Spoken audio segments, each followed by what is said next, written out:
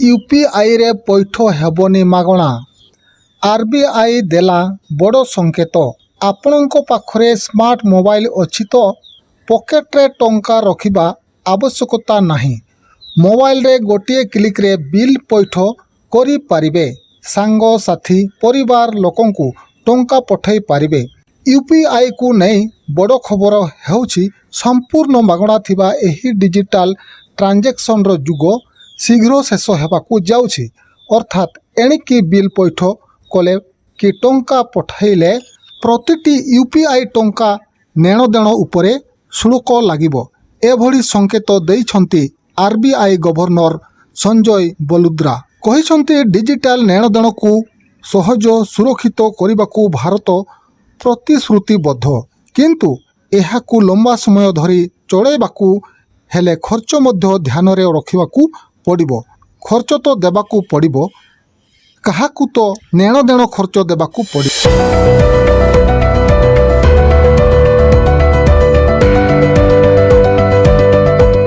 UPI रे जेते बेले लोड पड़ुछि आमर सिस्टम उपरे, तेणु बहुत गुड़िए सिस्टम मेंटेनेंस रो आवश्यकता अछि, कारण स्लो मध्य हो जाउछि।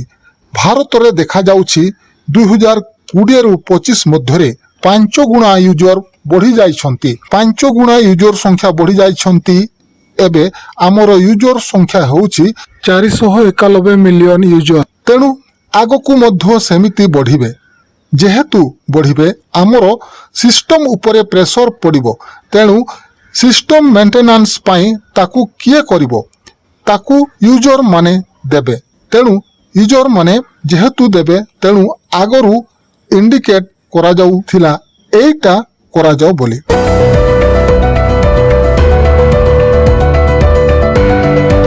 सरकार देउछन्ति सब्सिडी, तेणु मागणा डिजिटल पेमेंट भारत रे यूपीआई ट्रांजैक्शन बाबदकू किछि शुल्क लागू नाही, कारण एबे सरकार बैंक और अन्य कंपनी को सब्सिडी देउछन्ति। तेणु डिजिटल नेणदेण मागणा रहिछि, किंतु लंबा समय धरी एपरि चलिबो नाही।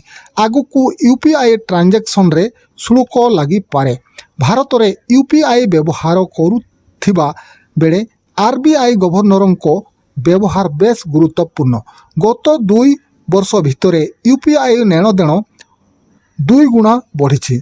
एबे दिनकू 60 कोटी रु अधिक यूपीआई नेणदेण हेउछि। एपरि समय रे आरबीआई यूपीआई को सरकारको सब्सिडी उपरे निर्भरशील न होई आर्थिक रूप से संपूर्ण आत्मनिर्भर करिबा उपरे जोर दैछि।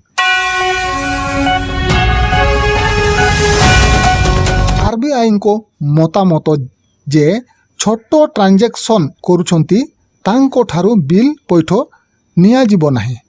जो माने बड़ ट्रांजैक्शन करुछन्ति तांकू बिल देबाकू पड़िबो।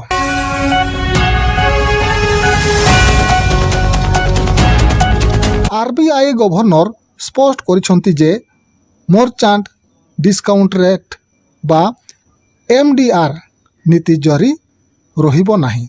सही निष्पत्ति सरकार नेबे।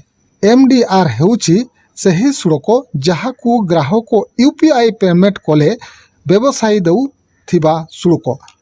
कहिबाकू गले यूपीआई पेमेंट एही भली शुल्क मुक्त नुहे, किंतु आगकू केवल व्यवसायी नुहे बिल पैठककारी को मध्य शुल्क गणिबाकू पड़िबो। आपण माने खबर सुनिले भोजभूमि यूट्यूब चैनल रु रिपोर्टर कनक न्यूज।